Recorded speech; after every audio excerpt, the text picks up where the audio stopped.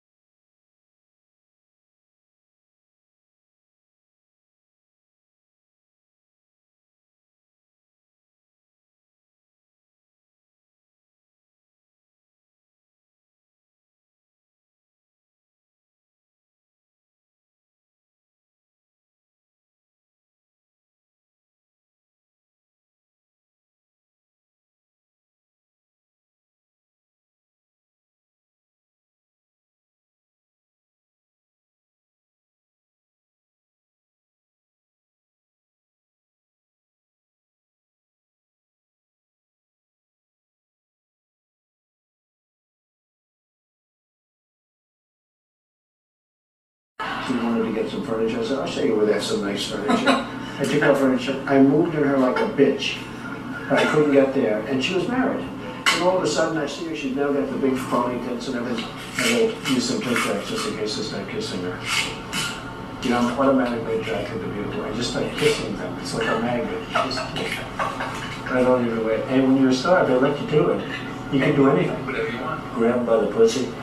I can do anything. This girl's hot as shit. Look at the purple.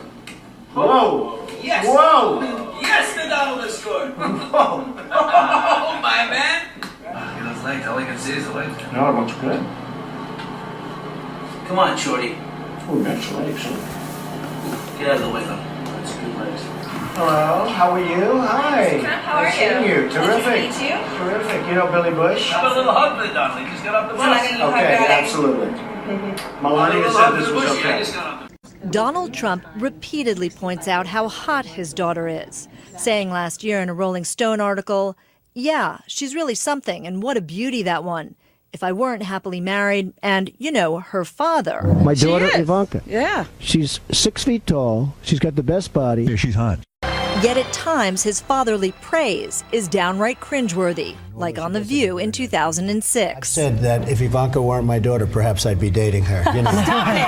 Oh, it's so weird. Stop You know what? You are sick. Far from protecting his daughter from being talked about as a sex object, he has encouraged it multiple times. On Howard Stern's radio show in 2004 and then again in 2006. By the way, your daughter. She's beautiful. Can I say this? A piece of ass. Yeah. She looks more voluptuous than ever. She's actually always been very voluptuous. She's tall. She's almost 6 feet tall. What's the favorite thing you have in common with your father? Either real estate or golf. Donald, with your daughter? Well, I was going to say sex. Ivanka gave a strong statement to the AP. She tells them, quote, "There's a special place in hell for people who prey on children."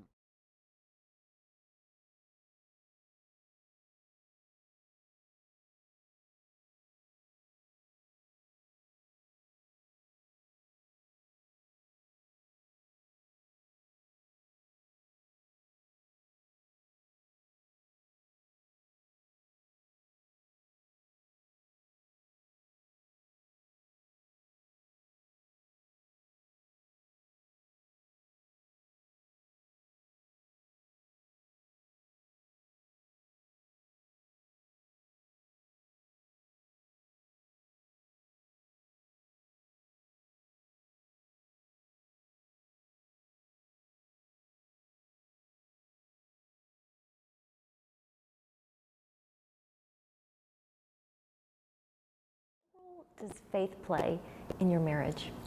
Well, you know, it's interesting because when we first started dating, I remember saying something to Mike, something silly like, you know, oh, you're my number one, you know. And he stopped right there and he said, you know what? I'm probably going to disappoint you if you make me number one in your life, you know. And what he was talking about was, you know, you need to have God as number one. Jesus needs to be number one in your life. He doesn't mind being number two, but he just said, you know, I'm human and I'm going to let you down.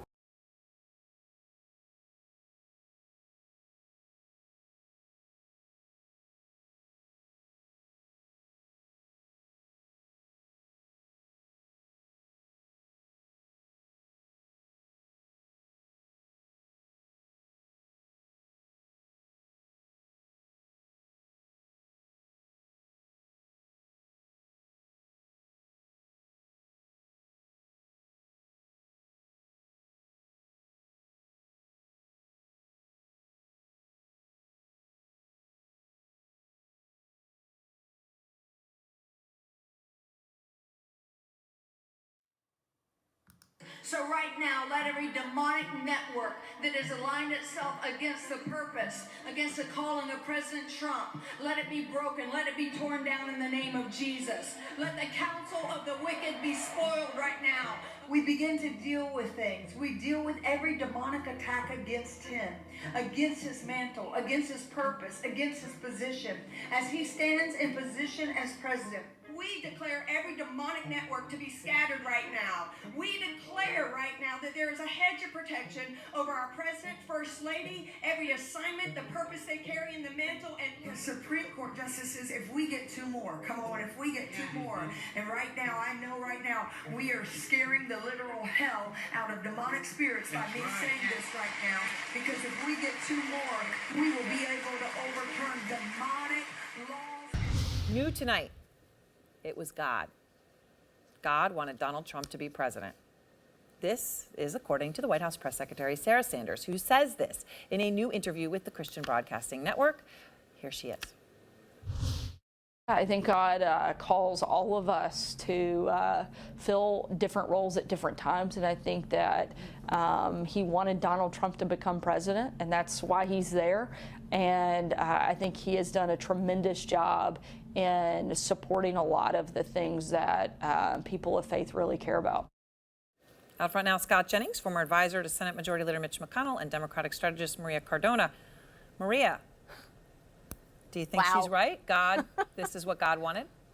Well, if he did, it's because he wanted to punish us for taking our democracy for granted and for not ensuring that every person went out there to vote. And this is what we got. Look, I listened to the whole excerpt of the interview in terms of what's available. And one huge word jumped out at me, Aaron: hypocrisy. There was so much hypocrisy in what Sarah Sanders talked about. And the bottom line is that I can't imagine that God would put or would want somebody to be the commander-in-chief, the leader of the free world, somebody who doesn't understand the word truth, the word honesty, the word humility, the word integrity, the word honor, the word forgiveness. I mean, I could go on and on about how this president is actually the antithesis of Jesus Christ's teachings and anything that real Christians would put on the table as something and someone that they would believe in.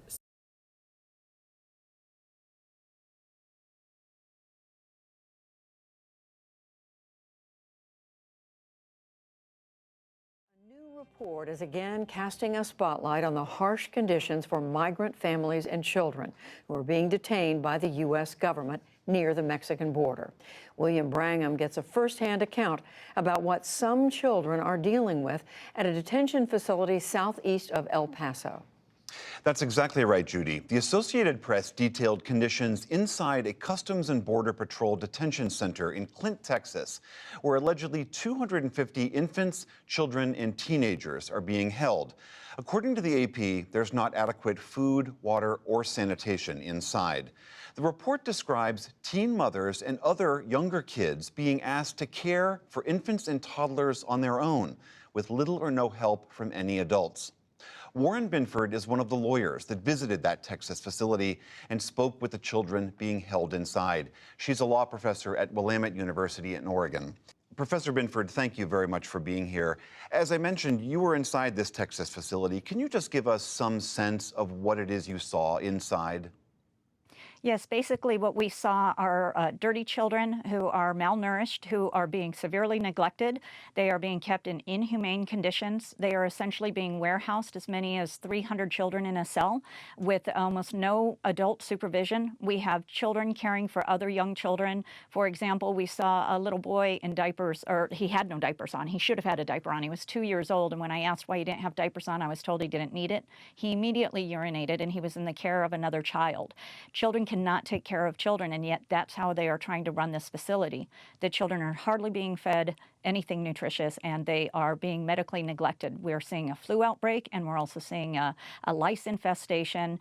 It is, we have children sleeping on the floor. It's the worst conditions I've ever witnessed in several years of doing these inspections. What you're describing is really hard to sort of put our heads around, that this is inside a U.S. government facility. I wonder, what do we know about, where are these children's parents? Were they coming across the border alone? Did they come with their families and separated? How did they get there? Almost none of the children that we interviewed had come across the border themselves alone. Essentially, they came across the border with family, and they are trying to be reunited with family who are living in the United States. Almost every child that I interviewed had family, parents, uncles, aunts, grandparents, siblings here in the United States who are waiting for them and are ready to care for them. We know the American Academy of Pediatrics, among many others, as you are testifying, said these are not the kinds of facilities for children. And my understanding is that under federal law, these children are supposed to only be kept for about 72 hours and then transferred to Health and Human Services facilities elsewhere. Is that going to happen with these children? Would that be a better outcome for these children? What do you know about their future?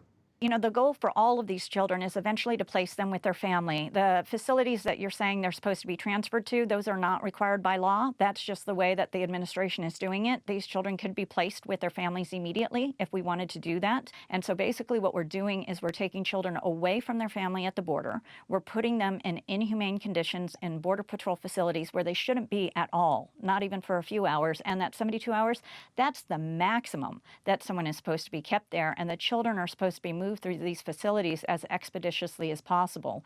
We asked CBP for a comment, and we haven't gotten one yet, but we've heard government officials say, we were just caught flat-footed on this. We built these facilities, as you said, for single men, and now we have this influx of children. We simply don't have the capacity or the staff or the funding to properly care for these children, and Congress needs to pass more money so that we can do our job better. Is that your sense of what's going on there? That's exactly what I'm hearing from the Border Patrol officers who spoke to us, privately in the hallways. They are on our team. They don't want the children there. Many of them are parents themselves. They know that these children don't belong there and they need to be with their families. They're saying that ORR and ICE are not coming to pick up these children and process them so that they can be reunited with their families. All right, Professor Warren Binford of Willamette University, thank you for your time and thank you for coming forward with this. Thank you.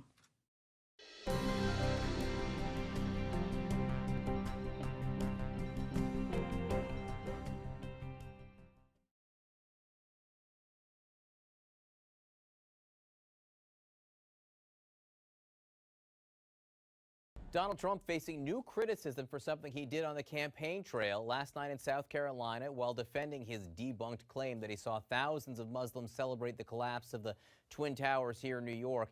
He appeared to mock a reporter with a disability. Take a look.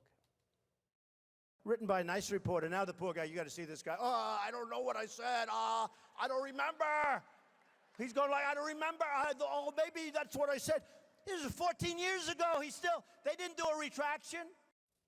That reporter he is talking about is Serge Kovaleski, who now works for the New York Times. As you can see right there, he suffers from a chronic condition that impairs movement of his arms. A Times spokesman says they find it outrageous that Trump would ridicule the man's appearance.